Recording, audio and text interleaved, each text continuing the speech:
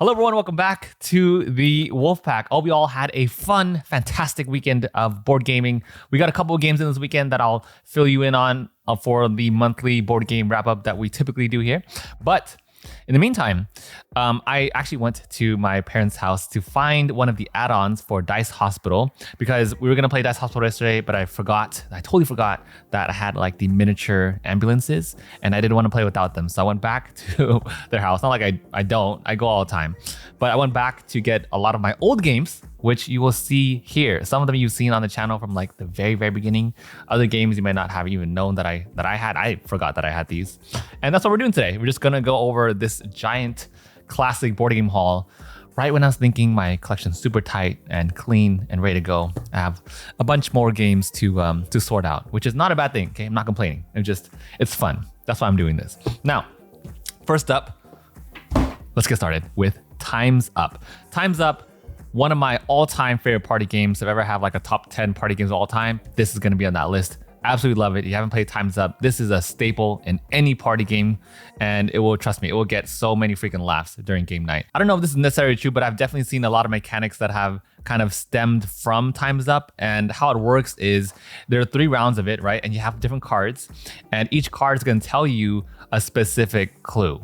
And you have to have your group of friends or whatever guess that clue on that first round. And then there are limitations as you go on from round 1 to round 2 and round 3. So if your first word is like pirate or something and you have everyone guess it, you keep it. And then the second round, you can only give like a 1-word clue. And then the third round, you can only act it out and you can't talk about it anymore. So super, super fun game, extremely hectic, highly, highly recommended. And this is definitely staying in the collection. Next up, STEM, one of the older games I also covered on this channel. Now for STEM, I really liked it initially because like I'm from a science background, so of course I'm gonna love anything science themed. And honestly, this game never really got played just because I don't really play like super light card games like this. Like if you know me, you know the channel, you know I always love the heavy games. Once in a while, we'll play like travel friendly games, but for the most part, we usually like heavier games. But then the light games that I do cover are like with a lot more components and not just a card deck. So STEM Heroes, super cool, but probably not going to stay in my collection. It was fun while we had it, but it is what it is. We gotta keep some and things gotta go. Just because the game is not staying in my collection doesn't mean it's a bad game, okay? All right, moving on to the next one. Now next up, yet another party game, and this is Decrypto. Now this one has a ton of amazing ratings. A lot of people rave about this game, but honestly, I didn't really feel like the full excitement from playing Decrypto. Like I probably want to give it one more chance before it goes into like the sell/donate pile. But if any of you have had any experience with Decrypto, let me know if this is a keep or go. Next up is definitely more of a niche game. I don't know if many of you have heard about this one. What is this? Settlers of Catan, something like that. I don't know. It kind of just showed up and I don't really know what it's doing in my collection, but this is definitely like a go. I am just kidding. Obviously, everyone in the whole freaking world has heard about Settlers of Catan by now. And this right here, absolute staple. Mine is like so beat up. You see how like the box is all bent and dented and full of dust. It's been played a bajillion times. I even used to use these plastic card holders to like hold everything. And look at this. Doesn't this give you anxiety? I know it does, okay? It gives me anxiety already, I know. But again, this was in the middle of a move and somehow it's still in playable shape at least. But I think way down the line when I am in the mood for a Catan again, I would love to get the 3D ones. Those look really, really nice, but haven't had the mood to play Catan for quite some time now, as many of us I'm sure can agree to. Oh, the next one. Oh my God, well, at least I don't know about now because I'm sure my tastes have changed by then, but still, this was a really, really fun game. If any of you have heard of Lords of Xydet, that's how I always pronounce it. I don't know if that's the proper way to say it, but Lords of Xydet was my very first introduction to a pre-programming game. And it was super, super cool when I first got it because like the idea of playing a pre-programming, and this was also during the time when I was super into Sherlock Holmes and House and all of the detective like movies and series and everything. This was super cool because like you can program out your actions and like figure out if you want to move to different lanes and attack and all that stuff. It was super cool. And it was my very first introduction, like I said, to being able to program your actions beforehand. And that's why I really liked it too, because I love being able to predict everyone else's actions. I don't know if this will hold up today, and I would love to give it another spin. If any of you have ever played Lords of Xydet, let me know if this is a keeper for you. I think for me, it's definitely going to stay in my collection for now until we give it another spin and see how it goes. I got this game because of this one that is so beat up right now. So I initially got Seasons. Absolutely love this game, and I wanted something else along the lines of it. Same designer, I think Regis Bonessi, who also designed Lords of Excited as well. So that's why I went from Seasons to Lords of Excited. And this one, oh my god, even look at the cover. The cover is all like torn apart by now because of how many times it's gotten played. This was definitely one of the very first games that got me into the hobby as well. Seasons, absolutely phenomenal. I absolutely love this game. Actually, one of my pictures, I think, this one right here, and it's kind of hard to see, but when I took pictures of like a water themed dice or like ice themed dice, it was because of Seasons. That photo. I still use that photo today in like all of my quotes that I send out to for my services and stuff. I'm definitely gonna check this out and definitely want to revisit this one. This right here is a staple in the collection. I love Seasons. Next one of my very first commercials that I did, not even commercial, I would call it like a video. It's definitely not commercial quality if I look back at it now. Honestly, makes me want to gag looking back at my videos, but I did it, and it was way back then, 3-4 years ago. So hats was one of my very first clients that I did, and it was, I had an idea. I was like dressed up as like the Mad Hatter and like went around to a bunch of different places just for I think it was like $150 shoot or something. The lengths that I went to for such very tiny amounts of unlivable and unsustainable money, man. That was, I guess it goes to show how passionate I was about doing this. And I'm glad that it worked out somewhat for now. We'll talk about that later. But Hats right here is a simple card game. I really loved the magnetic book cover. It was super cool. Very light, travel-friendly card game, but probably not going to stay in my collection because, again, we don't really keep many like tiny box games. I'm always for like the big box / medium weight games. Or if they're lighter weight games, they usually have a ton of fun components like Flamecraft. This is also during the era when I was very into party games too, very early on. And throw burrito was something that I thought would have been really fun, but the idea of actually throwing a burrito at people didn't end up being as fun as I thought it'd be. So I ended up giving this to Luna as a dog toy. And yeah, I mean, this one's still in shrink. So I'm pretty sure I lost the burrito for this version of it. Yeah, I did. See, there's no burrito in there. So that one I give to Luna. And I don't even know how that ended up. I think it's when I was moving from the last studio to here, like things got mixed up and fell apart. So this one, the burrito is gone. Luna ate that one up, and I still have this version though. So maybe in the future we'll revisit this game. But for now, I think this might be, this is probably gonna go in the sell pile. So throw the burrito is gonna go. We have Ratland next, and I backed this purely because of the theme. Love rats, and well, there weren't any games about rats back then, and I thought the idea of these plastic mini cheeses, I thought was super cool. Like, look at this. Look at these little cheeses. They're not soft and squishy like Everdell. They're like hard plastic, but still super cool. Go and zoom in a little bit so you can see. Like, I love the idea of these fun little miniature cheeses. Like, this was super fun to me. So I think this is not gonna go in the sell pile just yet. Let me go ahead and give this a spin. There wasn't much talk about this one, about Ratland at all. When I first worked on Fireball Island, I thought the Kickstarter was freaking amazing. It was so cool seeing like all the marbles fly out from Volcar, the volcano, and like putting a marble in there and having the marble just going around the island.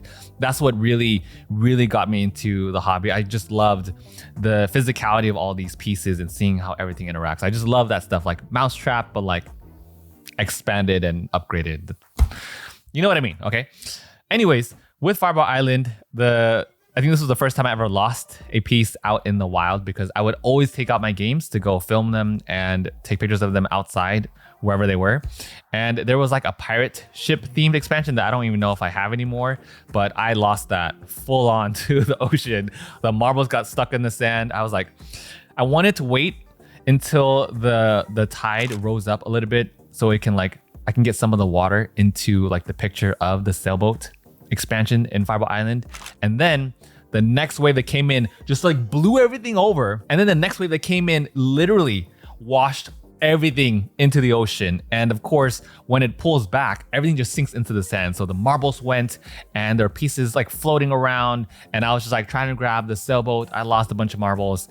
I was a mess. I was also holding a camera with one hand too. So camera, expansion in my left arm, and just grabbing whatever I could to save it. And yeah, that was that was a fun time. And since then, I don't think I've lost anything to the ocean, but I've still gotten pretty close to losing things to nature. This one right here, probably gonna go. I don't see us playing it as often anymore. Definitely want more heavier weight games. So it was fun while it lasted, but I think I outgrew this one. Next up, this one I have a little funny story to tell you about. Okay, so for Keyflower, it was my first time also being introduced to an auction/bidding style game. And Keyflower is also another classic, has a ton of expansions, but for us back then, my God, I had such a hard time learning Keyflower. I am pretty sure it's because like we were new to the game, like we were new to like the hobby and stuff, you know? So like learning a game like this was very, very intense. And like, I remember just going through the rulebook and just being absolutely flabbergasted. I didn't even have the reason to use that word until now. Flabbergasted by the complexity level of a game like this, which I'm sure by now we can figure out much easier than before. But it was super cool. I really loved the game either way, even if it was a hard game for us to learn back then. We really loved it. And I think we would have played it more often if the rules were way easier for us to like manage. Well, so I feel like it's a game that I could definitely see myself diving back into again. And it's, you know, the production is absolutely stunning. Really love the quality of these little screens, little house screens. And it's a really fun game overall. I think they had like a dragon expansion and stuff that I saw recently. So this is a game that I've been really wanting to dive into again and really appreciate it for what it was because we absolutely loved Keyflower. Next up, I would say like one of the big 3 or maybe the big 5 games that really got into the hobby, one of the gateway games for us. Well, it was Betrayal on House of the Hill. That was like the big one. Takanoko was definitely up there along with like Catan and Carcassonne. So next over here, Takanoko. See, Takanoko, like the production value even for back then, like was still super nice. Like look at this, like all these pieces back then were so, like they hold up. And I think Takanoko is a game that really holds up really well. Such a fun game to introduce to new gamers. And this is a birthday gift to me too. So has a lot of sentimental value. This is a classic board game that should always be in everyone's collection. Super cool nostalgia looking at this. Like look at this, Golden Geek 2012. That's how long ago this game came out. That's so insane. Well, maybe not the game came out, but at least when the award was given, that's so long ago, 2012. Next one, Ticket to Ride. You know, honestly, I'm not the biggest fan of Ticket to Ride.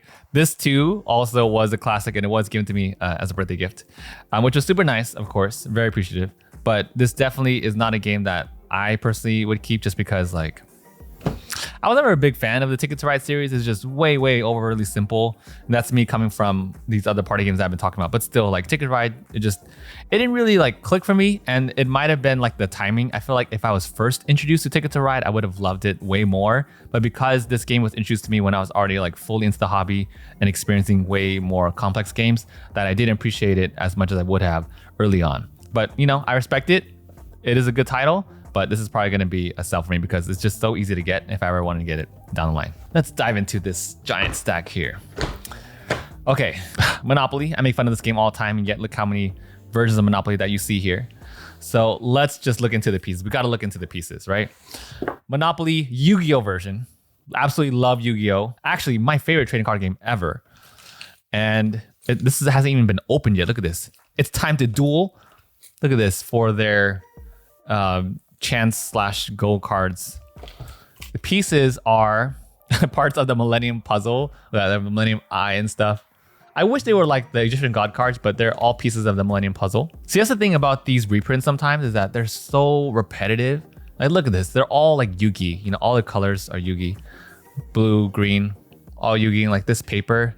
It's kind of sad that I compare material to Monopoly because Monopoly is so cheap. Like, look at this. You can actually see through this paper. That's how thin it is. It's insane. But yeah, all these Monopolies were gifted to me because I absolutely love Monopoly.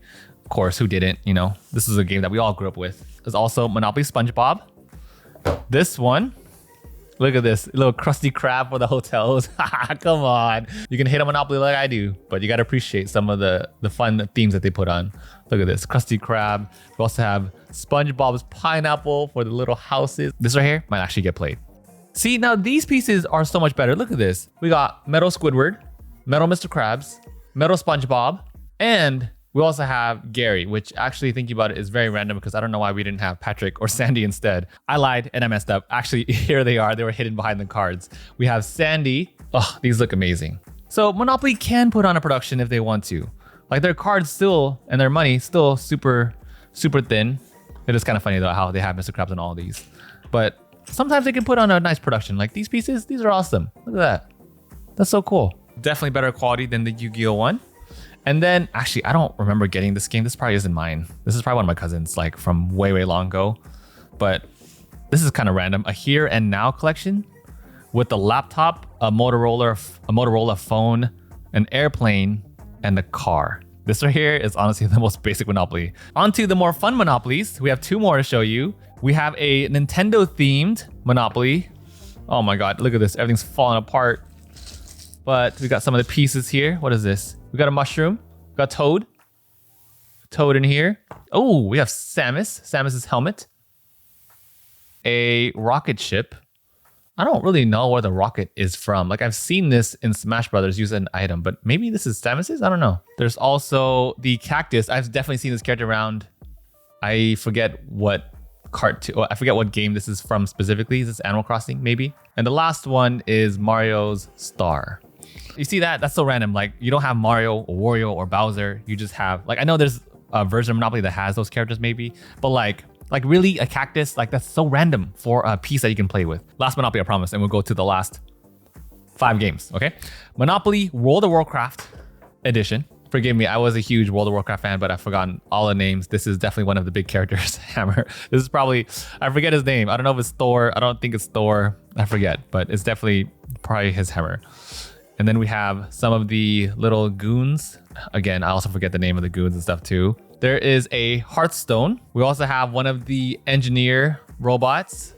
There is the flying icon, literally the flying mount icon shoe. I guess maybe that's a little nod to old Monopoly.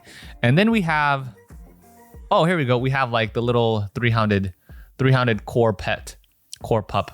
That's pretty cool. Okay, I know you're all rolling your eyes about Monopoly, but you gotta tell me, okay, be honest. Tell me which is your favorite Monopoly theme that you've seen or that you have in your collection. You gotta tell me, okay? Be honest. Is it Monopoly World of Warcraft? I'm pretty sure Monopoly has made a theme about every single thing possible, so I can't wait to see what you all have or what you all have thought is like super cool. Speaking of Nintendo, I definitely also had a collector's edition of the Super Mario chest that you see at like every Barnes & Noble. This was gifted to me as well. Mysterium, surprisingly, I bought on sale at Barnes & Noble for like 15 bucks and I just never got it played. But I know a lot of people say really good things about this one. Is this worth a shot? Let me know what you think about Mysterium. Mandala Stones, this was actually from a previous project that I had as well. Really, really beautiful game, stunning production. Again, it's one of those games where like, I just don't see us playing it as often, but I definitely know a lot of people actually that would appreciate this a lot more than I would and would have a lot more fun with this and more play too. So this is definitely something that I'm going to give to one of my friends. Smartphone with the update. Now this was one that I did a tutorial on for the Dice Tower, and Smartphone honestly is a really, really fun game. I love it and I appreciate it, but I think it's one of those games where I think if the theme and the artwork was more along my style and more of a better fit for my brand, it's something that I would love more because it's just not something as aesthetically pleasing to look at, but I can really appreciate the mechanics and it has a really fun, I mean, it's really fun overall. So it's enough for it to come with expansion, right? So this game, great game, but I just wish it was a more fun theme, I guess. Okay, King's Forge with the little expansion, King's Forge Gold. I remember that was one of the first games I ever worked on this channel. I think it was like my second tutorial or something like that. And I went out to like a park and like shot it over there. And I showed it to my point of contact, which who at the time was Brenna Noonan, who has her own company now. She's doing super well. And I think what was really, really nice was that like she saw the quality that I was putting out. I mean, looking back at it now, it looks terrible. But maybe back then it was a little bit more digestible, I guess. And for some reason, you know, she believed in my work, she believed in me, and she sent me King's Forge, which for me was huge. Like I filmed some stuff for fun and I tried to make it look good. And then in response to that, they really loved it and like, hey, we want to give you another game, see what you think about it. And that to me like just blew my mind. I was like, what? I can make stuff and people will like it and people are gonna send me a game because of it? Like that was so cool. So King's Forge was the result of me working on that Everdell tutorial and kind of what really motivated me and just to keep going. So really nostalgia game for me, and that's why I've kept it for so long. So that's this one. Speaking of old games, one of the most beautiful nature games that I've ever seen. This is definitely gonna get dusted off so I can play it again and see how it goes. But I got this and the expansion in the Kickstarter version, and it is just one very, very beautiful looking game. Now, the last game and the one I'm most excited about to show you, Hyperbria. Let me know if any of you have ever played this epic game. Hyperbria, I think was, and don't quote me on this, okay, because I'm not looking at it just yet, but from what I remember, I think this was an asymmetric game, and it's what really got me into asymmetric games to begin with. Sam, if you're watching this, tell me if you've ever played Hyperbria, because this was my gateway into asymmetry, I think. Why should this not be an asymmetric game at all? But yeah, Hyperbria was like, I know there was like cube management and you have like different powers and everything. And just the idea and thought of it sounded super, super cool. I got it because of its combat mechanics. This is probably the most exciting game I'm dying to revive again and to play again. So this is definitely one that I was most excited to get from my parents' house, and one that is definitely going to stay in the collection for now. And I hope I like it still. So that'd be fun. All right, everyone, I know today was a very spontaneous video, but I just wanted to share some games that I dug up, and some games that are going to leave and some games that are going to stay. But other than that, just wanted to share the old collection with you, and I want to see how many of you resonate with all these titles. Let me know about Monopoly, okay? You got to tell me and confess which one is your favorite Monopoly theme, or which Monopoly that you still have, because I'm sure you have at least one. At least the classic one, I'm sure. But other than that, thank you all so much for watching. You all are the best. And I will see you all in the monthly wrap-up video.